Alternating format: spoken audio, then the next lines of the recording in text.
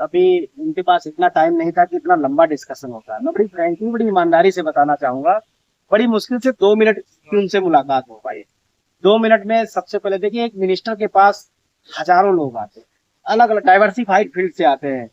किसी का मसला इकोनॉमिक्स से जुड़ा है, किसी का क्षेत्रीय मसला है, कोई कहीं किसी कंपनी का आदमी आ रहा है, मतलब उनके पास मंत्रालय है, स्टेट की जिम्मेदारी है। तो बहुत तरीके के लोग वहां पर आते हैं। सो एक मिनिस्टर के लिए एक मुद्दे पर देखना कि इसमें क्या क्या पेचीदगियां हैं, कैसे सॉर्ट आउट होगा, ये थोड़ा मुश्किल काम होता है। हमने उनसे ये रिक्वेस्ट की है कि जो फाइनेंस सेक्रेटरी साहब उनके साथ हमारा डेलीगेशन बिठाया जाए, तो हम इस समस्या के निजात के लिए कुछ आवश्यक जो हमारे पास रेजोल्यूशंस हैं उन पर डिस्कशन करें, है ना।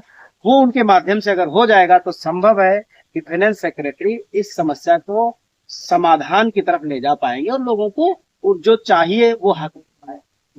ये हमने डिस्कशन उनसे किया है। तो उन्होंने कहा ठीक है, हम देखते हैं, हम कोशिश करें। अभी उन्होंने आश्वासन दिया है कि हम कोशिश करेंगे कि आपकी एक बैठक हो जाए, उस बैठक में पूरा डिस्कशन हो जाए और इसका एक समाधान। ये लोगों को ये समझने का फेर है। अभी तो नवंबर में जब आधिकारिक रूप से 8वें पे कमीशन का गठन किया गया, उसमें 9 पॉइंट एजेंडा है वो, जिन पर वो सजेशंस ले रहे हैं। और उसमें 9वां जो पॉइंट है वो पेंशन ही है। डेथ कम रिटायरमेंट ग्रेच्युटी है, एनपीएस, यूपीएस, ओपीएस है। उस पर सुझाव मांगे उन्होंने।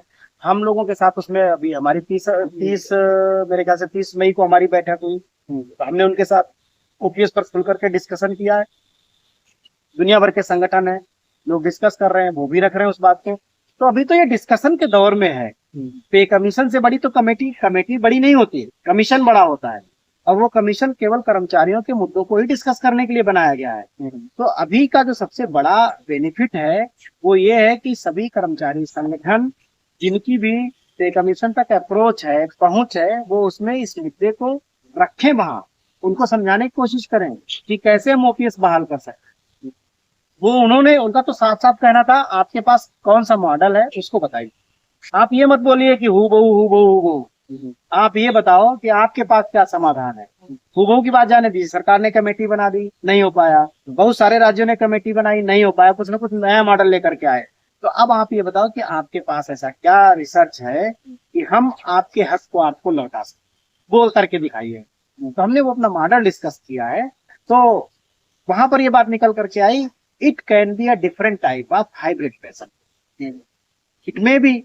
तो उसके बाद जब हमने उसका जिक्र किया तो लोगों ने उसे हाइब्रिड पेंशन मॉडल का नाम दे दिया। हमने कभी ये नहीं कहा कि हम एक हाइब्रिड पेंशन मॉडल लेकर के आए।